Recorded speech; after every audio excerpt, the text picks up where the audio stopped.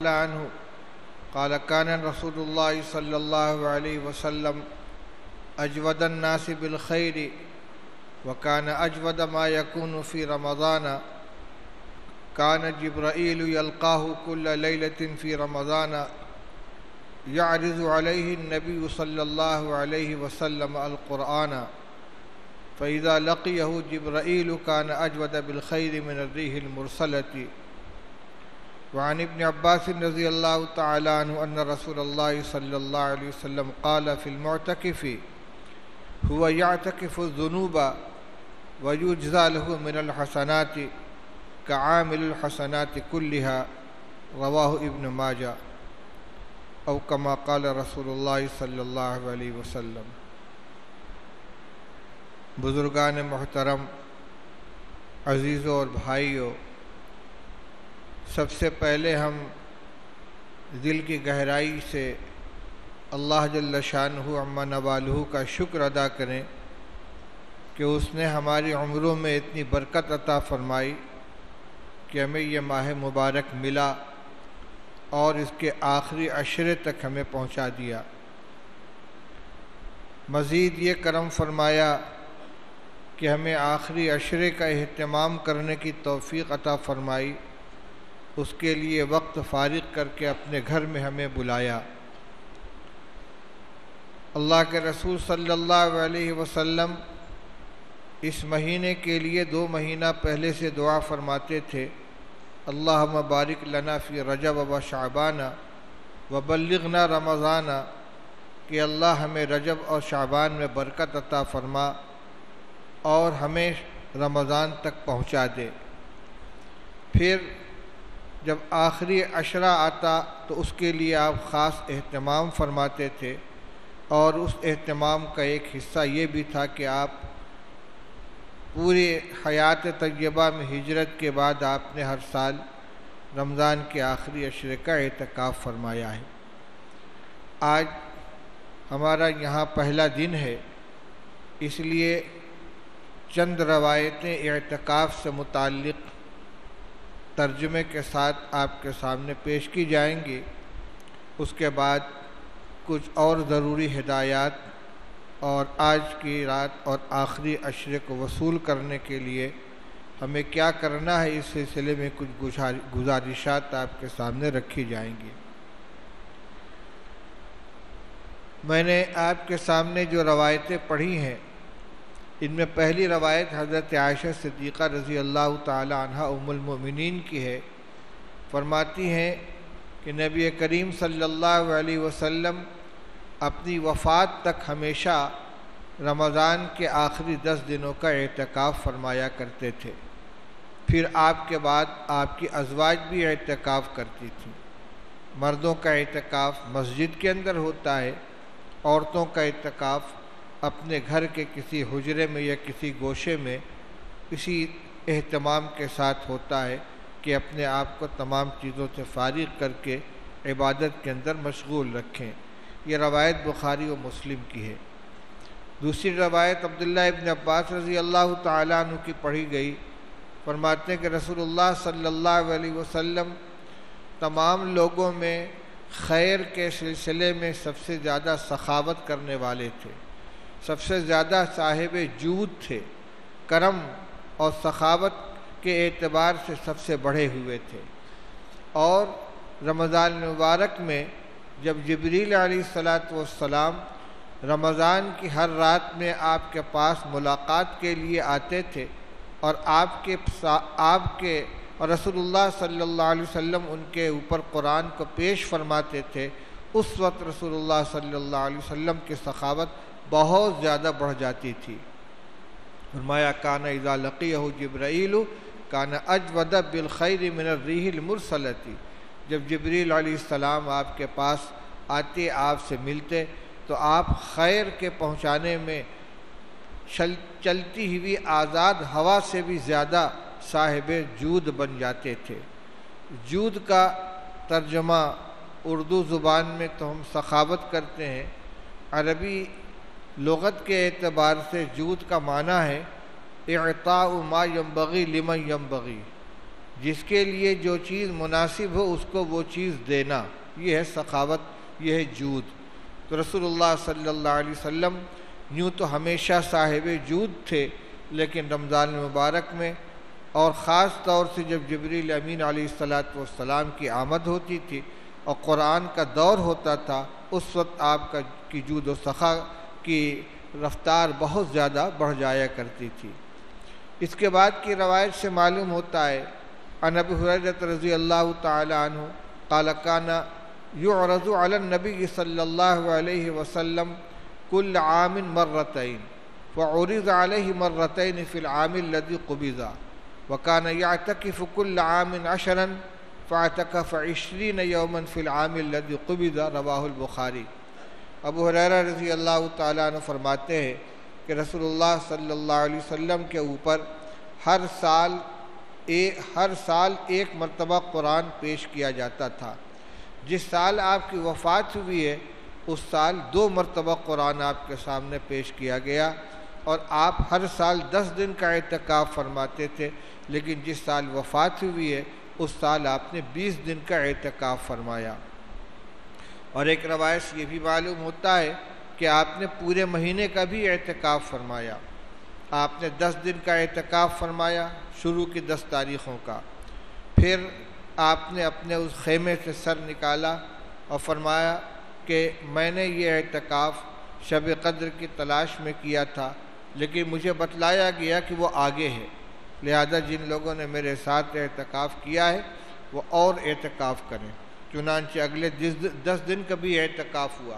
پھر آپ نے 20 دن مکمل ہونے کے بعد یہی اعلان فرمایا، اور اس سال پورے مہینے کا اعتکاف ہوا۔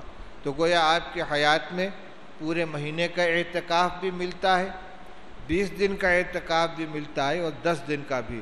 البتہ 10 دن کا اعتکاف چونکہ آپ نے ہر سال کیا ہے، اس لیے یہ سنت مؤکدہ علی الکفایہ ہے، اور باقی پہلے عشرے کا اور درمیانی عشرے کا اگر کوئی اعتکاف کرتا ہے اور نظر کے طور پر نہیں کرتا تو اس کی حیثیت نفل کی ہوگی، چاہے کرے یا نہ کرے، جتنے دن کا چاہے کر لے۔ اعتکاف کی فضیلت حضرت عبداللہ ابن عباس رضی اللہ تعالیٰ عنہ کی روایت سے اس طرح منقول ہے کہ رسول اللہ صلی اللہ علیہ وسلم نے معتکف کے بارے میں فرمایا کہ هو یعتکف الذنوب، معتکف تمام گناہوں سے بچا رہتا ہے، وَيُجْزَى لَهُ مِنَ الْحَسَنَاتِ یا وَيَجْرِي لَهُ مِنَ الْحَسَنَاتِ كَعَامِلِ الْحَسَنَاتِ كُلِّهَا، جتنی نیکیاں وہ انسان کرتا رہا ہو اور اعتکاف کے اندر بیٹھ جانے کی وجہ سے وہ نیکیاں نہیں کر پاتا، تو وہ ان تمام نیکیوں کا اجر اس کو برابر ملتا رہتا ہے، تمام اعمال حسنہ کا ثواب اس کو ملتا رہتا ہے۔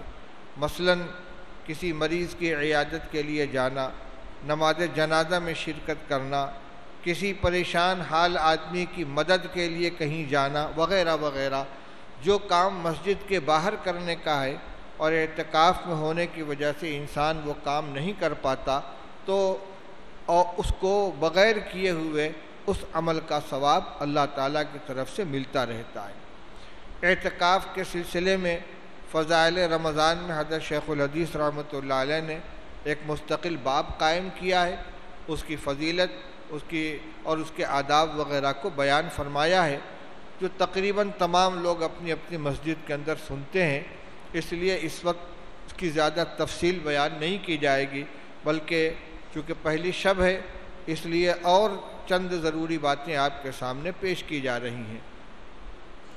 پہلی بات یہ کہ جن لوگوں نے یہاں پورا عشرہ گزارنے کا ارادہ کیا ہے اور اعتکاف کی نیت کر کے مسجد میں آئے ہیں، ان کا یہ اعتکاف 10 دن کا ایک اعتکاف ہے، اور ان کے اوپر تمام پابندیاں ہیں۔ ان کو حدود مسجد کے اندر ہی رہنا ہے، حدود مسجد سے باہر نکلنا صرف ضروریات طبعیہ کے لیے یا ضروریات شرعیہ کے لیے ہے۔ ضروریات طبعیہ میں استنجا ہے، اور ضروریات شرعیہ میں استنجا کے علاوہ ضروریات شرعیہ میں وضو کرنا ہے۔ وضو کرنے کے لیے مسجد کے باہر جائیں گے، استنجا کرنے کے لیے مسجد کے باہر جائیں گے، غسل کرنے کے لیے مسجد کے باہر نہیں جائیں گے، نہ جمعہ کا غسل نہ ویسے ہی ٹھنڈک حاصل کرنے کے لیے۔ اب ایک صورت یہ پیش آ جاتی ہے کہ بعض لوگوں کو عادت ہوتی ہے نہانے کی اور بغیر نہائے وہ سخت تکلیف کے اندر مبتلا ہو جاتے ہیں، رہ نہیں سکتے، تو ان کے لیے فقہا نے یہ صورت تجویز کی ہے کہ اصل تو ان کے لیے غسل کے لیے نکلنا جائز نہیں ہے، استنجا کا تقاضا ہو، حقیقتاً استنجا کا تقاضا ہو، اس کے لیے نکلیں اور جلد مختصر وقت میں بدن پہ پانی ڈال کر جلدی سے لوٹ کر آ جائیں، یعنی نکلے تو ہی استنجا کے لیے لیکن غسل کرتے ہوئے آئے، مگر یہ غسل زیادہ تفصیلی نہیں ہونا چاہیے کہ صابن لگا رہے ہیں، بدن مل رہے ہیں، بلکہ پسینہ دھل لیا، ہلکا سا پانی ڈال لیا۔ کتابوں میں اس کے لیے لفظ استعمال کرتے ہیں 1-2 ڈول پانی ڈال لیا، کیونکہ کنواں ہوتا تھا مسجدوں میں اور کنویں سے پانی نکال کر نہاتے تھے، تو لکھا ہے کہ 1-2 ڈول پانی ڈال لیا اور لوٹ کر مسجد کے اندر آ گئے۔ لیکن یہ اسی صورت میں ہے جبکہ بغیر نہائے رہا نہ جاتا ہو، ورنہ اگر اس کے بغیر برداشت کر سکتے ہیں تو غسل کیے بغیر بس مسجد کے اندر اپنا وقت گزاریں، وضو کے لیے آئیں جائیں۔ اب آج شب قدر کے سلسلے کی پہلی رات ہے۔ آپ سب حضرات جانتے ہیں کہ اعتکاف کا بڑا مقصد شب قدر کی تلاش ہے۔ شب قدر رمضان کے آخری عشرے میں ہے اور اس میں بھی طاق راتوں کے اندر، طاق راتیں 21ویں، 23ویں، 25ویں، 27ویں اور 29ویں، یعنی 20 کا دن گزار کر جو رات آئی، جیسے جو آج کی رات ہے یہ 21ویں ہے، اسی طرح 22 کا دن گزار کر، 24 کا دن گزار کر، 26 کا دن گزار کر اور 28 کا دن گزار کر جو رات آئے گی وہ 22، 23ویں، 25ویں، 27ویں اور 29ویں رات ہوگی۔ رمضان کے آخری عشرے کی ہر رات قیمتی ہے۔ شب قدر کی اپنی جگہ مستقل فضیلت ہے، لیکن رمضان کا آخری عشرہ پہلے اور دوسرے عشرے کے مقابلے میں زیادہ اہم ہے، اس لیے ایسا نہ ہو کہ ہم صرف طاق راتوں کے اندر تو اہتمام کریں عبادت کا اور درمیانی راتیں جو ہیں وہ غفلت کے اندر گزار دیں۔ 10 دن کا مسئلہ کوئی زیادہ نہیں ہے، اور بلکہ اگر چاند ہو گیا تو 9 ہی دن کا معاملہ ہے، اس کو بیداری کے ساتھ اور کام میں لگ کر گزارنا چاہیے۔ شب قدر کے اعمال کیا ہیں، کیا کرنا ہے ہم کو؟ ایک بات تو یہ کہ اعتکاف خود ایک عبادت ہے۔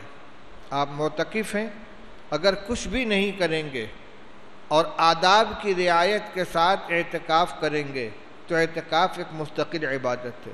سو رہے ہیں تب بھی اعتکاف کا ثواب اس کے ساتھ مل رہا ہے۔ اب کرنا کیا ہے؟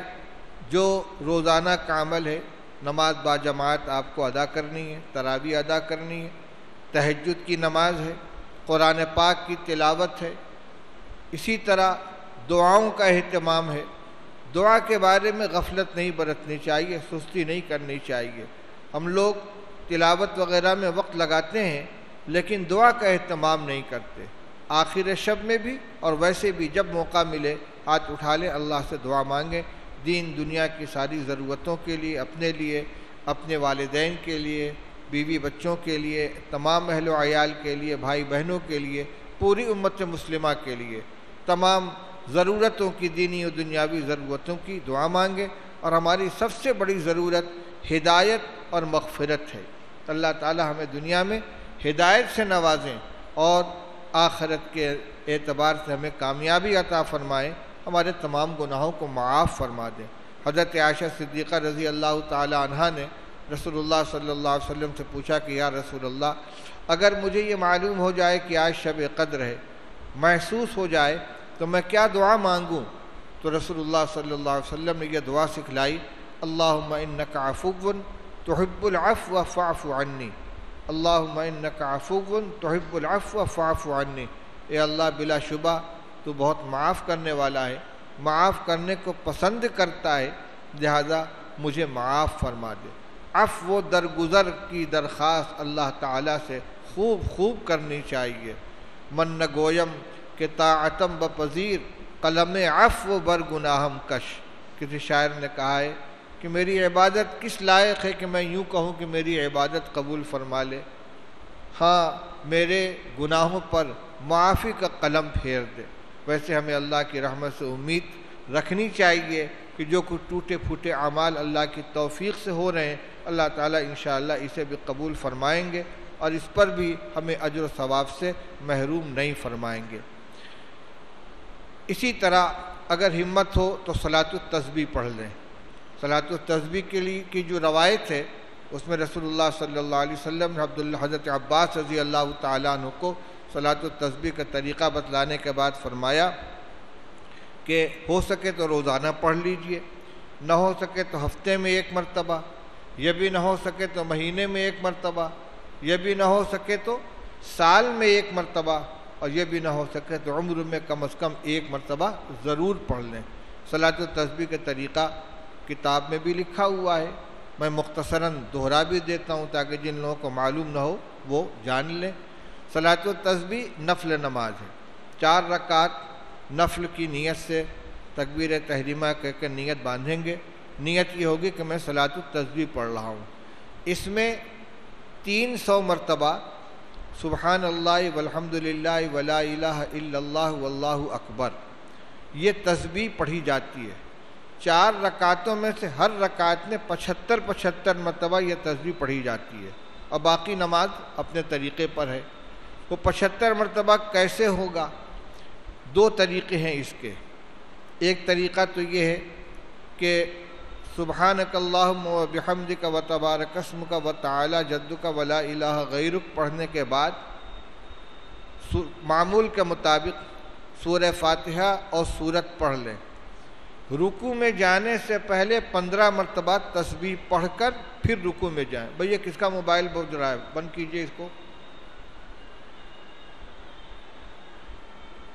سبحان اللہ والحمد للہ ولا الہ الا اللہ واللہ اکبر۔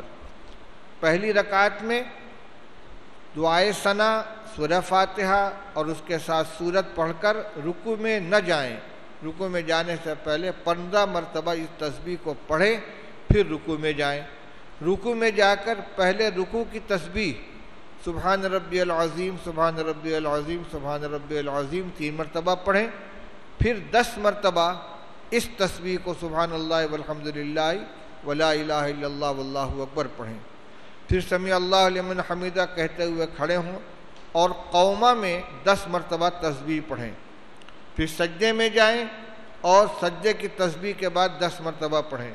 پھر اللہ اکبر کہہ کر بیٹھے۔ جلسہ میں جو 2 سجدوں کے درمیان ہے اس میں 10 مرتبہ پڑھیں۔ پھر دوسرے سجدے میں بھی 10 مرتبہ پڑھیں۔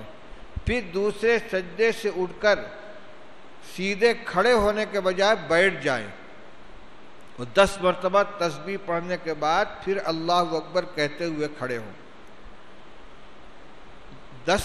15 مرتبہ قرأت کے بعد، 10 مرتبہ رکوع میں، 10 مرتبہ رکوع سے اٹھ کر، 10 مرتبہ پہلے سجدے میں، 10 مرتبہ سجدے سے اٹھ کر، پھر دوسرے سجدے میں 10 مرتبہ اور دوسرے سجدے سے اٹھ کر 10 مرتبہ۔ اس طرح یہ 75 تسبیح ہو جاتی ہے۔ اور اسی طریقے سے 4 رکعات پوری کریں گے۔ لیکن اتحیات میں جب بیٹھیں گے تو اتحیات میں پہلے تسبیح پڑھ کر پھر اتحیات پڑھیں گے قاعدہ اولیٰ میں، اور قاعدہ اخیرہ میں پہلے تسبیح پڑھ کر پھر اتحیات درود شریف اور دعا پڑھ کر سلام پھیریں گے۔ یعنی ہر عمل میں تو تسبیح بعد میں پڑھی جاتی ہے، لیکن قاعدہ اولیٰ اور قاعدہ اخیرہ میں تسبیح پہلے پڑھ کر پھر اتحیات، اور پہلے قاعدہ میں صرف اتحیات اور قاعدہ اخیرہ میں درود شریف اور دعا بھی پڑھیں گے۔ ایک طریقہ یہ ہے، یہی طریقہ حقیقت میں اصل ہے، اس کو حدیث نے بیان کیا گیا ہے، لیکن اس میں دوسرے سجدے سے اٹھ کر بیٹھنے کی جو تسبیح ہے اگر اس کو قیام کے اندر پورا کر لیا جائے، یعنی قیام میں بجائے 15 کے 25 تسبیح پڑھ لی جائے، تو اس صورت میں پھر نہ تو قاعدہ اخیرہ میں، نہ قاعدہ اولیٰ میں، اور نہ پہلی اور تیسری رکعت میں دوسرے سجدے سے اٹھ کر اس میں تسبیح نہیں پڑھی جائے گی۔ اس کا طریقہ یہ ہے کہ نیت باندھ کر دعائے ثنا پڑھیں اور 15 مرتبہ تسبیح پڑھ لیں، صلاۃ التسبیح کی تسبیح، پھر قرأت کریں اور 10 مرتبہ تسبیح پڑھیں اور رکوع میں جائیں، یہ 25 ہو گئی۔ اسی طرح چاروں رکعت میں جب دوسری رکعت کے لیے کھڑے ہوں گے تو پہلے 15 مرتبہ تسبیح پڑھ کے پھر قرأت کریں گے، پھر 10 مرتبہ تسبیح پڑھ کے رکوع کریں گے۔ اسی طرح تیسری اور چوتھی رکعت کے اندر پہلے 15 مرتبہ تسبیح، پھر سورہ فاتحہ، ضم سورہ، پھر 10 مرتبہ تسبیح اور پھر رکوع۔ اس صورت میں جبکہ قیام میں آپ نے 25 مرتبہ تسبیح پڑھ لی ہے، تو دوسرے سجدے سے اٹھ کر پہلی، دوسری، تیسری، چوتھی کسی رکعت کے اندر آپ کو تسبیح نہیں پڑھنی ہے۔ 75 کی تعداد پوری ہو جاتی ہے دوسرے سجدے کی تسبیح کے اوپر جا کر۔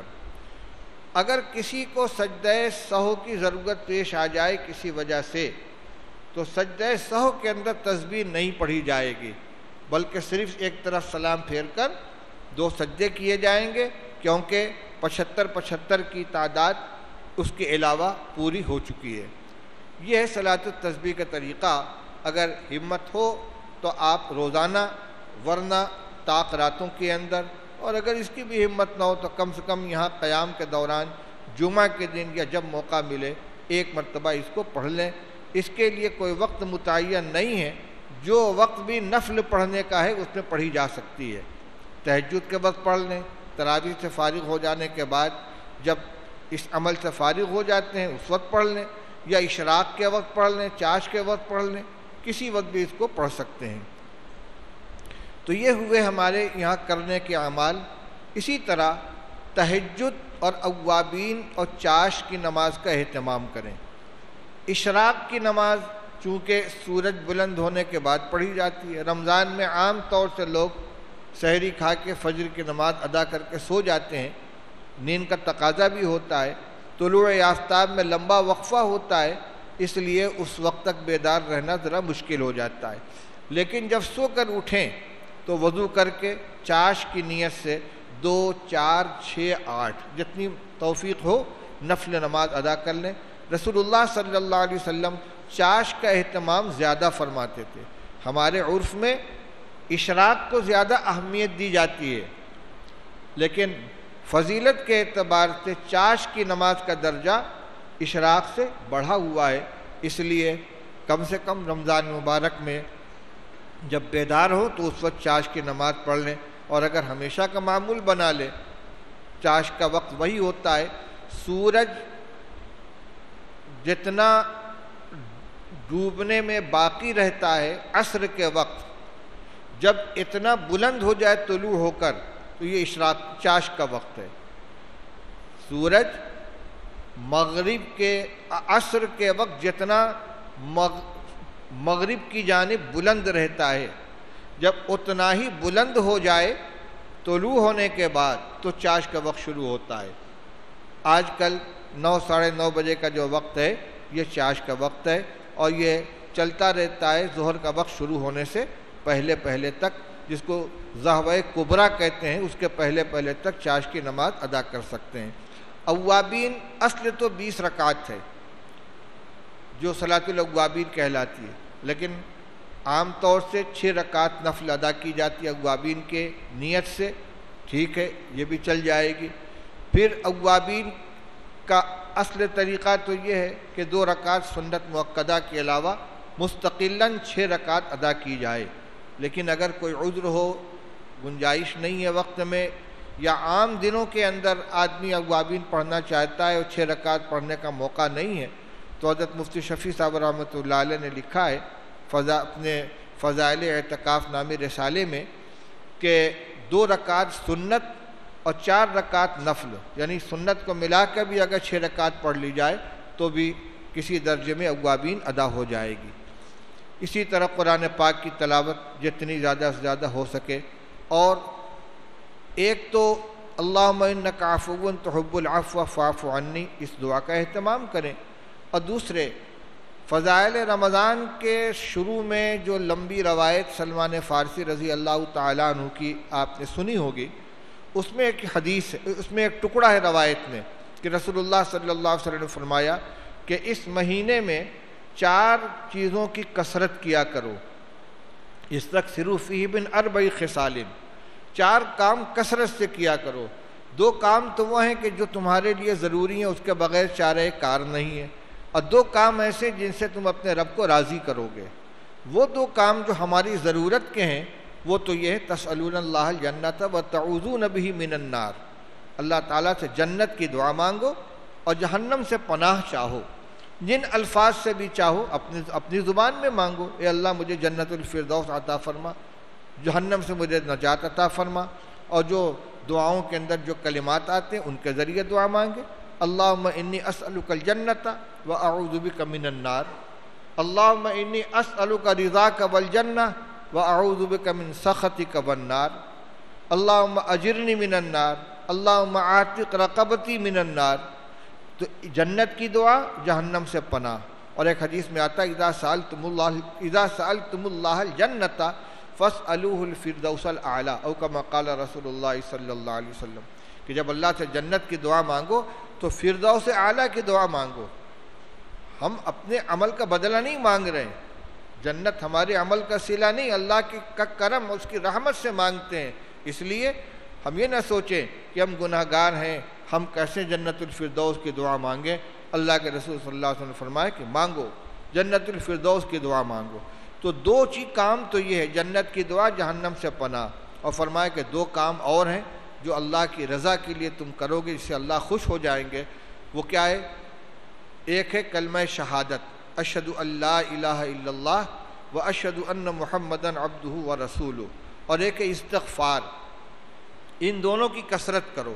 استغفار کے بہت سے کلمات ہیں، استغفر اللہ الذی لا الہ الا هو الحی القیوم واتوب الیہ، استغفر اللہ ربی من کل ذنب واتوب الیہ۔ کثرت کی کوئی تعداد نہیں ہے، دل مطمئن ہو جائے کہ ہو گئی کثرت، ورنہ کم از کم 100 مرتبہ تو استغفار اور 100 مرتبہ کلمہ شہادت کا معمول بنا لینا چاہیے، خاص طور سے رمضان المبارک میں اور ان راتوں میں، تاکہ کسی درجے میں وہ کثرت کے اندر آ جائے۔ اور ایک سید الاستغفار ہے، اللہم انت ربی لا الہ الا انت خلقتنی وانا عبدک وانا علی عہدک ووعدک ما استطعت اعوذ بک من شر ما صنعت ابوء لک بنعمتک علی وابوء بذنبی فاغفر لی فانہ لا یغفر الذنوب الا انت۔ اس کی اگر تسبیح نہیں پڑھ سکتے تو جتنی مرتبہ ہو سکے اس کو دہرا لیں، اس کی بڑی فضیلت ہے۔ ان کے علاوہ استغفار کی اور بھی دعائیں ہیں، قرآن پاک میں ہے رب اغفر وارحم وانت خیر الراحمین، رب اغفر وارحم واعف وتکرم وتجاوز عما تعلم انک انت العز الاکرم۔ یہ سب استغفار ہے۔ تو مختلف کلمات کے ذریعے اللہ تعالیٰ سے استغفار کریں۔ ربنا ظلمنا انفسنا وان لم تغفر لنا وترحمنا لنکونن من الخاسرین، یہ بھی استغفار ہے۔ لیکن صرف استغفر اللہ استغفر اللہ استغفر اللہ کا اعادہ کرنا یہ مکمل استغفار نہیں ہے۔ استغفار میں اپنے گناہ کا تذکرہ ہونا چاہیے، اے اللہ میں اپنے گناہوں سے کی معافی چاہتا ہوں، تجھ سے مغفرت طلب کرتا ہوں۔ بہرحال یہ چند اعمال آپ کے سامنے ذکر کیے گئے شب قدر کے اندر کرنے کے لیے۔ اعتکاف کے آداب کے سلسلے میں چند ضروری باتیں۔ ایک بات تو یہ آپ کو معلوم ہے کہ آپ مسجد کے اندر ہیں، تو مسجد کے جتنے آداب عام لوگوں کے لیے ہیں وہ سارے آداب معتکف کے لیے بھی ہیں۔ صرف اتنی گنجائش ہے کہ معتکف مسجد تک محدود ہوتا ہے، تو اعتکاف کی نیت کے ساتھ مسجد میں ٹھہرنے والے کے لیے مسجد میں سونے کی اور کھانے پینے کی گنجائش ہے، ورنہ عام آدمی مسجد کو سونے کے لیے اور کھانے پینے کے لیے استعمال نہیں کر سکتا۔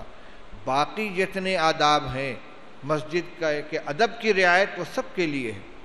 مسجد میں باتیں کرنا اور خاص طور سے دنیا کی باتیں کرنا سب کے لیے منع ہے۔ رسول اللہ صلی اللہ علیہ وسلم نے ارشاد فرمایا کہ مسجد کے اندر دنیا کی باتیں کرنا نیکیوں کو اس طرح کھا جاتا ہے جس طرح آگ لکڑی کو کھا جاتی ہے۔ ہمارا یہ بہترین مشغلہ ہے کہ جہاں سال بھر میں ایک مرتبہ ملاقات ہوئی ہے، اعتکاف کے ساتھیوں سے بیٹھے گپ شپ ہو رہی ہے، کوئی بہت ضروری بات ہو تو کریں۔ اسی سلسلے کا ایک عمل اور بھی ہے، موبائل لے کر آ گئے ہیں، کم سے کم اس ایک عشرہ کے لیے موبائل کو آپ بند کر کے رکھ دیں۔ اتنا نہیں کر سکتے تو انتہائی اہم ضرورت کے موقع پر استعمال کریں، اس لیے کہ اعتکاف کا مقصد دنیا کے تمام مشغلوں سے منقطع ہو کر اللہ کے گھر میں یکسوئی کے ساتھ پڑ جانا، اپنی لو اللہ سے لگا لینا، دھیان اللہ کا جمانا، اللہ کی محبت دل میں پیدا کرنا، اس کی نعمتوں کو سوچنا، گناہوں سے اپنے آپ کو بچانا۔ تو ہم جسمانی اعتبار سے تو سب سے کٹ کر یہاں آ جائیں اور اپنے عمل سے اور اپنے ذہن سے جڑے رہیں، بار بار فون کر رہے ہیں، فون ریسیو کر رہے ہیں، باتیں کر رہے ہیں، گھر کی خیریت، دکان کی خیریت اور اپنے کاروبار کی خیریت، دوست احباب سے باتیں، یہ اعتکاف کے آداب کے خلاف ہے۔ اعتکاف کے آداب میں قلت کلام اور قلت منام، یہ دو چیزیں اہم ہیں۔ کم سے کم بات کرنا اور ضرورت کے بقدر سونا، باقی اپنے اوقات کو عبادات میں، نیک اعمال کے اندر صرف کرنا۔ اتنا سونا کہ جس سے کام میں چستی پیدا ہو سکے وہ تو ضروری ہے، لیکن صرف نیند پوری کریں، جب ذرا سا موقع ملے 2 گھنٹے کے لیے قیلولہ کرنے لگے، ایسا نہیں ہونا چاہیے۔ جتنا برداشت ہو سکے اتنا جگیں۔ تو ویسے تو ہمارے صوفیہ اور مشائخ کے یہاں مجاہدے کے لیے 4 چیزیں ہیں: قلت کلام، قلت طعام، قلت منام اور قلت اختلاط مع الانام۔ کم کھانا، کم سونا، کم بولنا، لوگوں سے کم ملنا جلنا۔ قلت طعام، کھانے کی کمی، قلت کلام، گفتگو میں کمی، قلت منام، سونے میں کمی، قلت اختلاط مع الانام، لوگوں سے ملنے جلنے میں کمی۔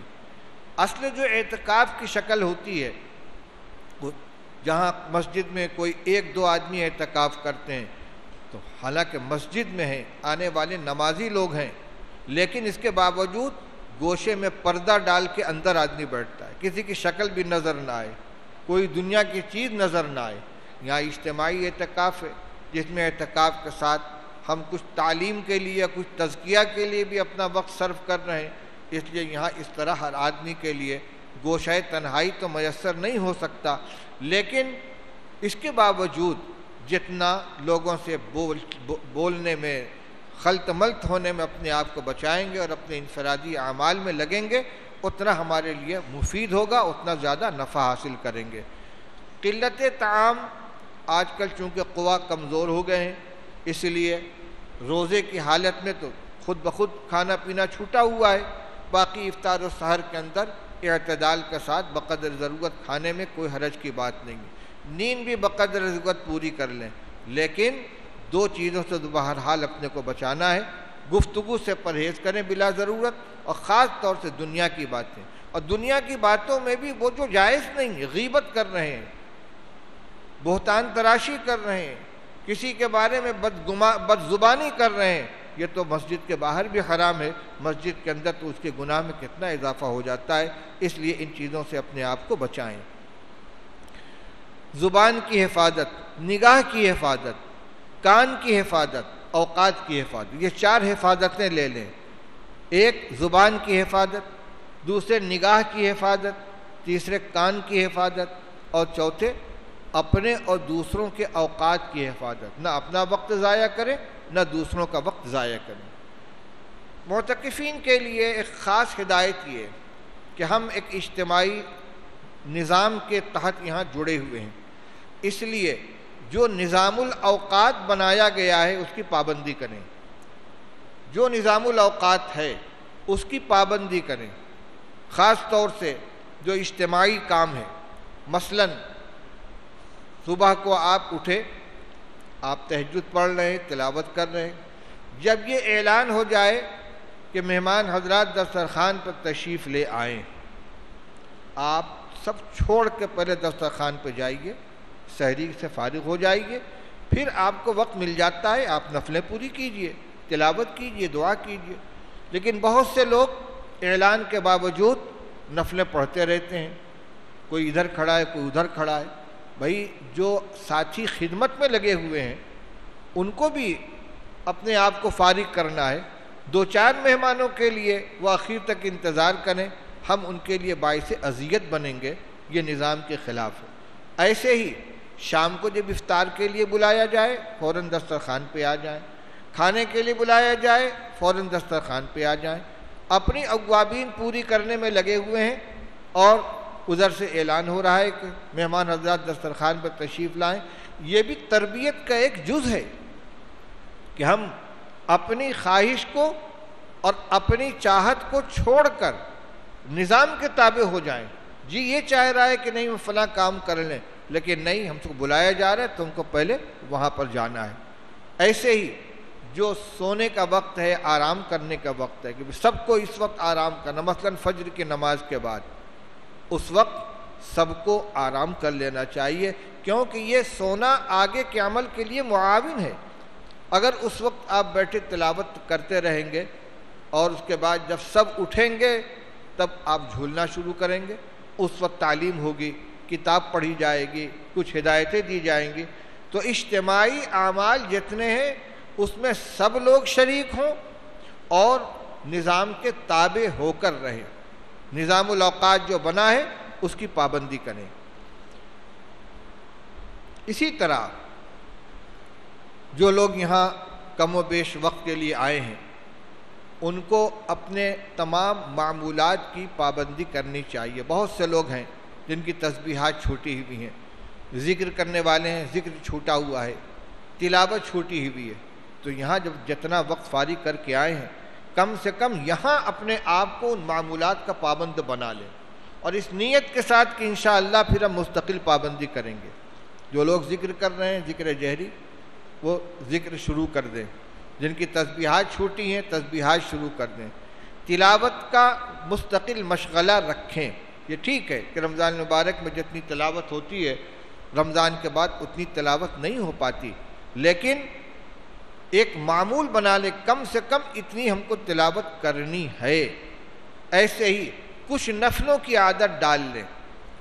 اشراق اور اوابین اور تو ہر آدمی کے لیے مشغول لوگوں کے لیے روزانہ پوری ممکن نہیں ہے، لیکن اگر نفل فرض کے بعد جو سنتیں ان کے ساتھ 2 رکعت نفل پڑھ لیں، یا مغرب کے بعد فرصت ہے تو نفل 6 رکعت ورنہ 4 رکعت نفل پڑھ لیں، تو انشاءاللہ یہ ہمارے لیے معاون بنے گی۔ حدیث سے معلوم ہوتا ہے کہ فرض نماز کے اندر جو کوتاہی رہ جاتی ہے نفلوں سے اللہ تعالیٰ اس کو پورا فرما دیتے ہیں، لیکن علماء نے یہ بھی لکھا ہے کہ کیفیت کے اعتبار سے جو کمی ہے وہ پوری ہو جاتی ہے، خشوع و خضوع میں کمی ہے لیکن یا اس کی آداب میں کچھ کمی ہو گئی ہے تو نفلوں سے وہ پوری کر لی جائے گی، لیکن فرض اگر چھوڑ دیا ہے تو آپ ایک فرض کی جگہ 100 رکعت بھی نفل پڑھیں گے تو وہ اس کا بدل نہیں بنے گا، اس کے لیے قضا ہی کرنی پڑے گی۔ بہرحال نفلی اعمال اور رمضان کے اندر خاص طور سے نفل کا ثواب فرض کے برابر ملتا ہے، اور ایک فرض کا ثواب 70 فرض کے برابر ملتا ہے۔ تو یہاں جس چیز کی عادت بنائیں گے انشاءاللہ وہ عادت بنی رہے گی۔ اخیر شب میں بیدار ہونے کی عادت رمضان مبارک میں ہو جاتی ہے، تھوڑی سی کوشش کریں، اس وقت خود بخود آنکھ کھلتی ہے، نیند کے تقاضے کو دبا کر اٹھیں، وضو کر کے 2 ہی رکعت صحیح پڑھ لیں، اس کے بعد فجر میں لمبا وقفہ ہے، تھوڑی دیر استراحت کر لیں، پھر فجر کے لیے جائیں، اور اگر فجر کا وقت قریب ہے تو مسجد میں جائیں گے، تلاوت میں لگ جائیں۔ پورے سال کے لیے اگر رمضان مبارک میں اس کی عادت ڈال لی اور ارادہ کر لیا تو انشاءاللہ پورے سال میں تہجد کی کم و بیش توفیق ملتی رہے گی۔ ایسے ہی اور جو معمولات ہیں ان کی بھی پابندی کرنی چاہیے۔ یہاں جو لوگ آئے ہوئے ہیں کچھ لوگ تو وہ ہیں کہ جو صرف یعنی چند روز کے لیے آئے ہیں، لیکن جو اصلاح کے لیے اور اپنی تربیت کے لیے آئے ہیں، جن کا پہلے سے اصلاحی تعلق ہے، بہت کبھی ایسا ہوتا ہے کہ جاتے وقت بالکل آخری دن لوگ ملاقات کرتے ہیں اور کہتے ہیں وہ کچھ معمولات کے بارے میں بات کرنی ہے، اتنا پڑھ رہا ہوں، یہ ذکر کر رہا ہوں، یہ تسبیح کر رہا ہوں۔ بھئی آپ 10 دن کے لیے آئے ہیں تو پہلے ہی دن دوسرے ہی دن ملاقات کر کے اپنے معمولات کے بارے میں بتائیں، تسبیحات ہیں کتنی پڑھ رہے ہیں، ہمت ہے، پابندی کی امید ہے تو اس میں کچھ اضافہ کیجئے، ابھی تسبیح پڑھ رہے ہیں، ذکر کرنے کی خواہش ہے اور امید ہے کہ انشاءاللہ پابندی کر لیں گے، اجازت لے کر ذکر شروع کر دیں۔ اسی طرح جو لوگ ذکر کر رہے ہیں، پابندی کے ساتھ کر رہے ہیں، وہ اگلے سبق کے لیے ملاقات کریں اور ان کو کچھ بتایا جائے۔ ترقی کرنی چاہیے، آگے بڑھنے کی کوشش کرنی چاہیے، صرف لگے رہیں، وقت گزاری کریں، یہ مناسب نہیں ہے۔ اور خاص طور سے جب اسی کام کے لیے اپنے آپ کو فارغ کر کے آئے ہیں تو سب کو اپنی فکر کرنی چاہیے۔ اب اسی لائن کی کچھ چیزیں بتلا رہا ہوں جو سب کے لیے ہے، چاہے وہ تسبیحات پڑھ رہے ہوں، چاہے ذکر جہری کر رہے ہوں، چاہے عام لوگوں میں سے ہوں۔ اپنے اعمال کو درست رکھنے کے لیے، آخرت کی فکر پیدا کرنے کے لیے اور غفلت کو دور کرنے کے لیے ایک مراقبہ موت ہے، یہ ہر آدمی کو کرنا چاہیے۔ مراقبہ موت کا مطلب کیا ہے؟ کسی وقت تھوڑی دیر کے لیے اپنی توجہ تمام چیزوں کی طرف سے کاٹ کے، آنکھ بند کر کے، سر جھکا کے بیٹھیں اور یہ تصور کریں کہ میرا آخری وقت آ گیا ہے، میں بستر پہ پڑا ہوا ہوں بے حس و حرکت، فرشتے آئے ہیں، میری روح قبض کر رہے ہیں، میری روح نکل رہی ہے، اب یہاں سے نکلی، یہاں تک پہنچی، یہاں تک پہنچی، اب میرے بدن سے روح نکل گئی، اب میرا بدن ایک بے جان لاشا ہے، اب مجھ کو مردہ قرار دے دیا گیا، اب میرے جبڑے پہ کپڑا باندھا جا رہا ہے، میرے انگوٹھے کو باندھا جا رہا ہے، مجھ کو نہلانے کا انتظام ہو رہا ہے، مجھے نہلایا جا رہا ہے، کفنایا جا رہا ہے، میری نماز پڑھی جا رہی ہے، مجھے کندھوں پہ اٹھا کے لے جایا جا رہا ہے، مجھے قبر میں اتارا جا رہا ہے، مٹی دی جا رہی ہے، اب منکر نکیر آئے مجھ سے سوال جواب کر رہے ہیں۔ یہ اپنے اوپر جو حالات یقینی طور سے گزرنے والے ہیں ان کا استحضار کریں۔ 5-10 منٹ کا یہ عمل اگر روزانہ کریں گے اور موت کو روزانہ یاد کریں گے تو انشاءاللہ بہت سے وہ گناہ جن کو ہم چھوڑنا چاہتے ہیں نہیں چھوٹ رہے، بہت سی وہ غفلت جن کو ہم دور کرنا چاہتے ہیں نہیں دور ہو رہی، انشاءاللہ وہ دور ہوگی، کیونکہ رسول اللہ صلی اللہ علیہ وسلم نے فرمایا اکثروا ذکر حازم اللذات الموت، لذتوں کو توڑنے والی چیز یعنی موت کو کثرت سے یاد کیا کرو، اس کا کثرت سے ذکر کیا کرو۔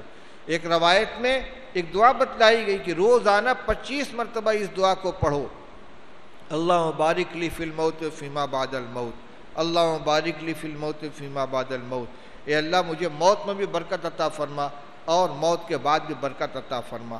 تو موت کو اپنے یاد کرنا اور موت کا تذکرہ کرنا یہ ہمیں غفلت سے نکالے گا، دل کے زنگ کو دور کرے گا۔ رسول اللہ صلی اللہ علیہ وسلم نے فرمایا کہ دلوں کے اوپر زنگ لگ جاتا ہے، جیسے لوہے کو پانی لگنے سے زنگ لگ جاتا ہے۔ صحابہ نے پوچھا کہ یا رسول اللہ دل کا زنگ کیسے دور کیا جائے؟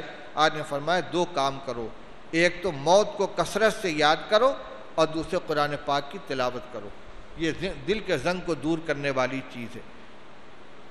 بہرحال ہر ایک کو جانا ہے، اچانک وقت آئے اس سے بہتر یہ ہے کہ ہم جانے سے پہلے کچھ تیاری کر لیں۔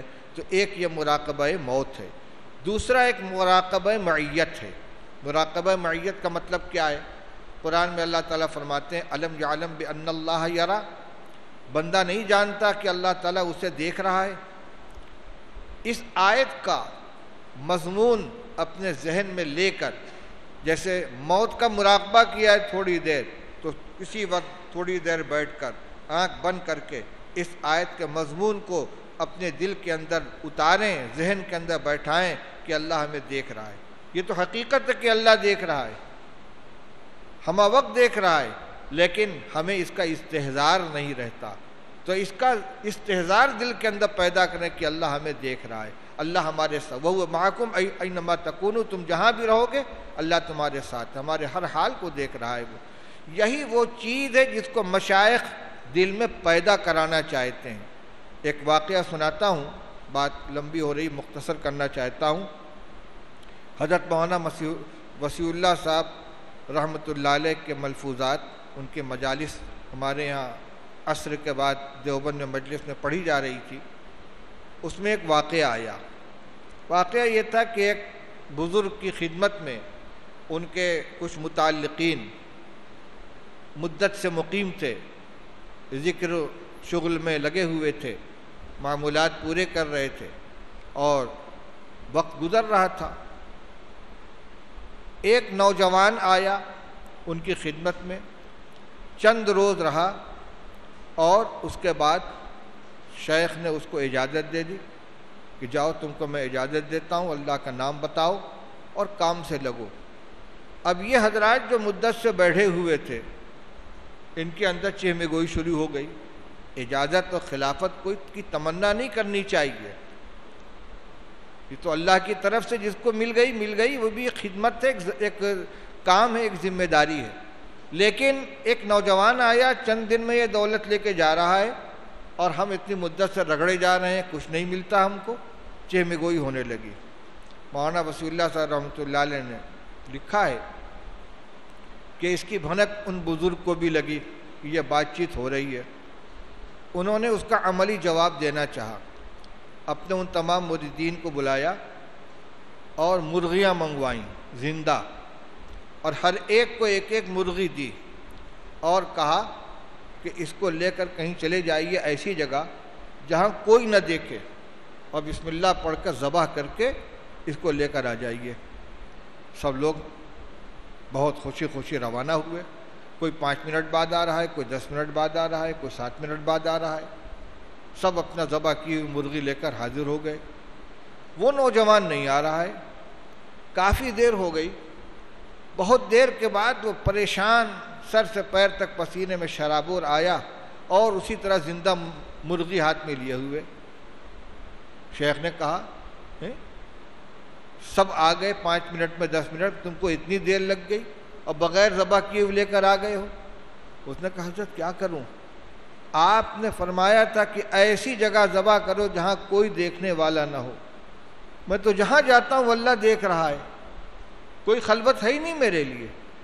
اللہ تو ہر جگہ ہے, وہ تو ہر جگہ دیکھ رہا ہے.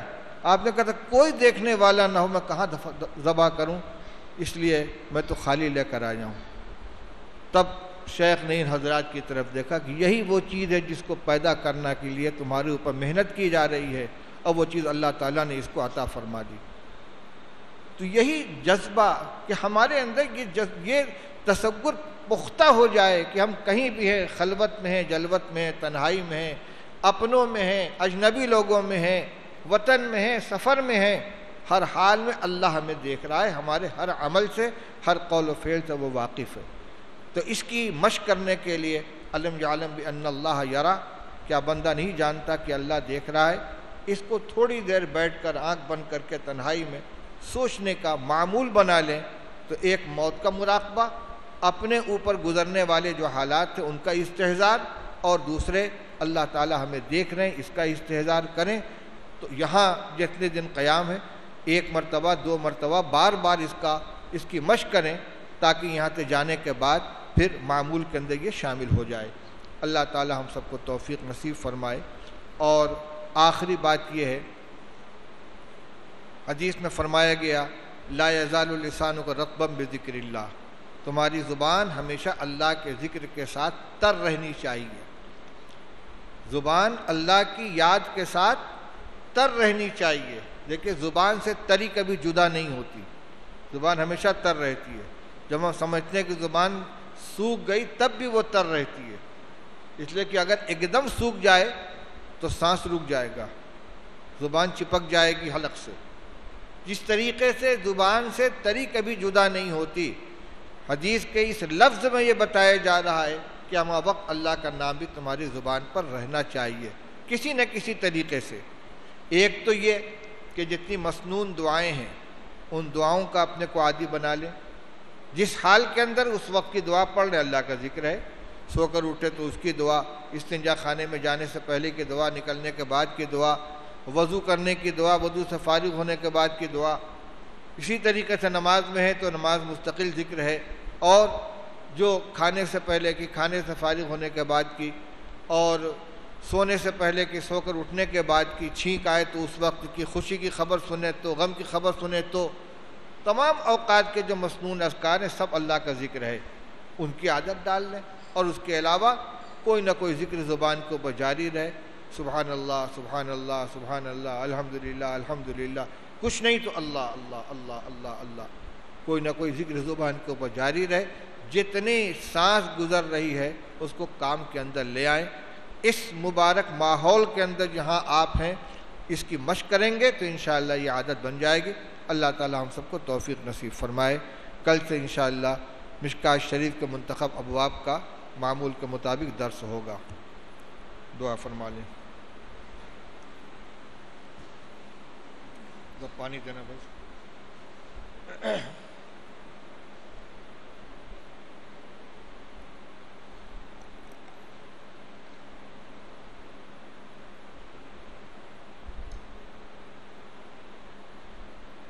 ایک بات یہ عرض کرنی تھی کہ ہم لوگ شب قدر کے سلسلے میں 27ویں رات کا انتظار کرتے ہیں، کبھی 25ویں رات کو بھی اہمیت دے لیتے ہیں، جبکہ روایت سے معلوم ہوتا ہے کہ آخری عشرے کی ہر طاق رات شب قدر ہو سکتی ہے۔ آج کی رات اس سلسلے کی پہلی رات ہے، اس لیے کسی بھی رات کو کم اہمیت دیتے ہوئے اس کو نظر انداز نہیں کرنا چاہیے۔ دعا فرمائیں۔ اللہم صلی علی سیدنا و شفیعنا و حبیبنا و نبینا و مولانا محمد وعلی آلہ و اصحابہ و بارک وسلم۔ الحمدللہ الذی ہدانا لہذا وما کننا لنہتدی لولا ان ہدانا اللہ۔ سبحان اللہ و بحمدہ سبحان اللہ العظیم، سبحان اللہ و بحمدہ سبحان اللہ العظیم، سبحان اللہ و بحمدہ سبحان اللہ العظیم، سبحان اللہ و بحمدہ عدد خلقہ و زنۃ عرشہ و رضاء نفسہ و مداد کلماتہ۔ اللہم لک الحمد حمدا دائما مع دوامک، ولک الحمد حمدا خالدا مع خلودک، ولک الحمد حمدا لا منتہى له دون مشیتک۔ ربنا آتنا فی الدنیا حسنۃ وفی الآخرۃ حسنۃ وقنا عذاب النار۔ ربنا ظلمنا انفسنا وان لم تغفر لنا وترحمنا لنكونن من الخاسرین۔ ربنا ظلمنا انفسنا وان لم تغفر لنا وترحمنا لنكونن من الخاسرین۔ ربنا ظلمنا انفسنا وان لم تغفر لنا وترحمنا لنكونن من الخاسرین۔ لا الہ الا انت سبحانک انی کنت من الظالمین، لا الہ الا انت سبحانک انی کنت من الظالمین، لا الہ الا انت سبحانک انی کنت من الظالمین۔ ربنا لا تؤاخذنا ان نسینا او اخطأنا، ربنا ولا تحمل علینا اصرا کما حملته علی الذین من قبلنا، ربنا ولا تحملنا ما لا طاقۃ لنا به، واعف عنا واغفر لنا وارحمنا انت مولانا فانصرنا علی القوم الکافرین۔ لا الہ الا اللہ الحلیم الکریم، سبحان اللہ رب العرش العظیم، والحمد للہ رب العالمین۔ نسألک موجبات رحمتک وعزائم مغفرتک والسلامة من کل اثم والعصمة من کل ذنب، لا تدع لنا ذنبا الا غفرتا، لا تدع لنا ذنبا الا غفرتا، اللہم لا تدع لنا ذنبا الا غفرتا، ولا ہما الا فرجتا، ولا ضرا الا کشفتا، ولا مبتلا الا عافیتا، ولا مریضا الا شفیتا، ولا حاجۃ من حوائج الدنیا والآخرۃ ہی لک رضا الا قضیتها یا ارحم الراحمین۔ رب اغفر وارحم واعف وتکرم وتجاوز ما تعلم انک انت الاعز الاکرم۔ رب اغفر وارحم وانت خیر الراحمین۔ اللہم انا نسألک رضاک والجنہ ونعوذ بک من سخطک والنار۔ اللہم انا نسألک رضاک والجنہ ونعوذ بک من غضبک والنار۔ اللہم اجرنا من النار، اللہم اجرنا من النار، اللہم اجرنا من النار۔ اللہم اعتق رقابنا ورقاب آبائنا وامہاتنا ورقاب أزواجنا وأولادنا ورقاب إخواننا وأخواتنا ورقاب أساتذتنا ومشايخنا ورقاب المؤمنين والمؤمنات من النار. رب اجعلني مقيم الصلاة ومن ذريتي ربنا وتقبل دعاء. ربنا اغفر لي ولوالدي وللمؤمنين يوم يقوم الحساب. رب ارحمهما كما ربياني صغيرا. رب ارحمهما كما ربياني صغيرا. رب ارحمهما كما ربياني صغيرا. ربنا لا تجعلنا فتنة للقوم الظالمين ونجنا برحمتك من القوم الكافرين. ربنا اغفر لنا ولإخواننا الذين سبقونا بالإيمان ولا تجعل في قلوبنا غلا للذين آمنوا ربنا إنك رؤوف رحيم. واعف عنا واغفر لنا وارحمنا أنت مولانا فانصرنا على القوم الكافرين. اللهم اجعل سريرتنا خيرا من علانيتنا واجعل علانيتنا صالحة. اللهم طهر قلوبنا من النفاق وأعمالنا من الرياء وألسنتنا من الكذب وأعيننا من الخيانة فإنك تعلم خائنة الأعين وما تخفي الصدور. اللهم استر عوراتنا وآمن روعاتنا. اللهم اجعل سريرتنا خيرا من علانيتنا واجعل علانيتنا صالحة. اللهم اجعلنا لك ذكارا لك شكارا لك رحابا لك مطواعا لك مخبتا إليك أواها منيبا. رب تقبل توبتنا واغسل حوبتنا واصلح سقيمة صدورنا واجعلنا من الراشدين. اللهم قنعنا بما رزقتنا وبارك لنا فيه واخلفنا في كل غائبة منك بخير. اللهم اكفنا بحلالك عن حرامك وأغننا بفضلك عمن سواك. يا حي يا قيوم برحمتك نستغيث أصلح لنا شأننا كله ولا تكلنا إلى أنفسنا طرفة عين. اللهم إنا نسألك إيمانا كاملا ويقينا صادقا وقلبا خاشعا ولسانا ذاكرا ورزقا واسعا حلالا طيبا وتوبة نصوحا وتوبة قبل الموت وراحة عند الموت ورحمة ومغفرة بعد الموت والعفو عند الحساب والفوز بالجنة والنجاة من النار.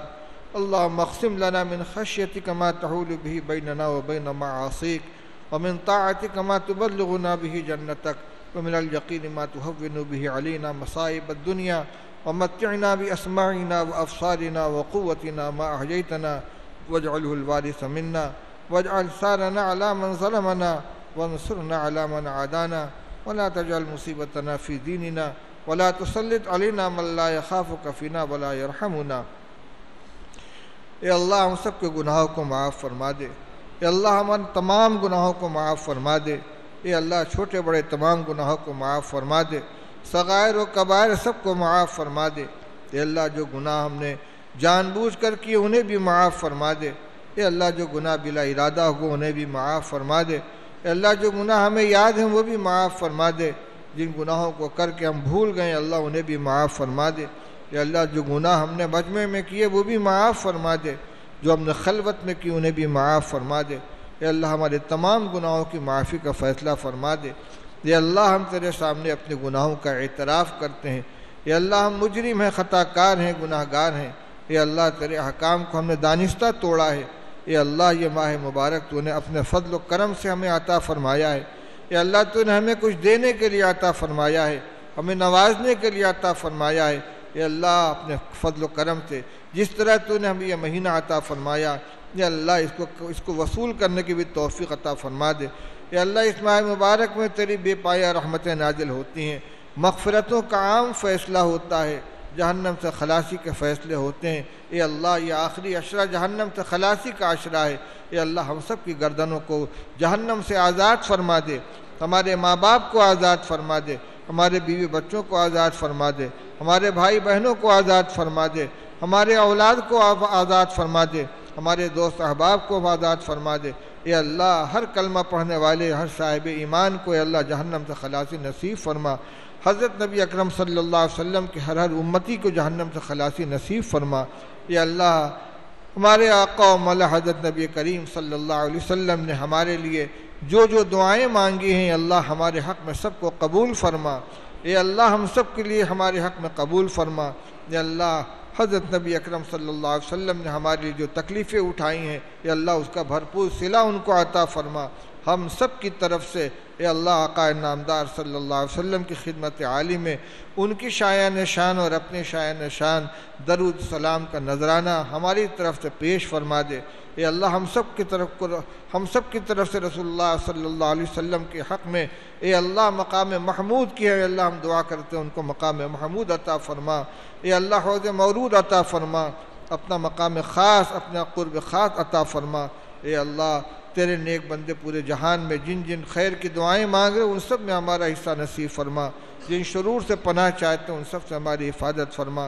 اے اللہ ہم تیرے سامنے اپنے گناہوں کا اعتراف کرتے ہیں، اے اللہ ہم تجھ سے توبہ کرتے ہیں، اے اللہ ہم توبہ کرتے ہیں، توڑ دیتے ہیں، اے اللہ ہمیں توبہ نصوح عطا فرما، اے اللہ خالص توبہ کی توفیق عطا فرما، اے اللہ ہمارے گناہوں کی معافی کا فیصلہ فرما دے، اے اللہ ہمیں توبہ پر قائم رہنے کی توفیق عطا فرما دے، اے اللہ ہماری آنکھوں کو بھی پاک فرما دے، ہماری نگاہ کو پاک فرما دے، ہماری زبان کو پاک فرما دے، ہمارے کان کو پاک فرما دے، ہمارے دل و دماغ کو پاک فرما دے، ہمارے ہاتھ پیر کو پاک فرما دے، تمام اعضاء و جوارح کو پاک فرما دے۔ اے اللہ جو بیمار ہیں ان کو شفا عطا فرما، مقروضوں کو بار قرض سے سبکدوشی نصیب فرما، جن کے گھروں میں اختلافات ہیں ان کو ختم فرما دے۔ اے اللہ میاں بیوی کے درمیان ناچاقی تو اس کو دور فرما دے، ماں باپ کے درمیان اولاد کے درمیان دوریاں ان کو ختم فرما دے، بھائی بہنوں کے درمیان دوریاں ان کو ختم فرما دے، آپس میں دلوں میں جوڑ پیدا فرما دے۔ اے اللہ ہر ایک کو دوسرے کے حقوق کو ادا کرنے کی توفیق عطا فرما۔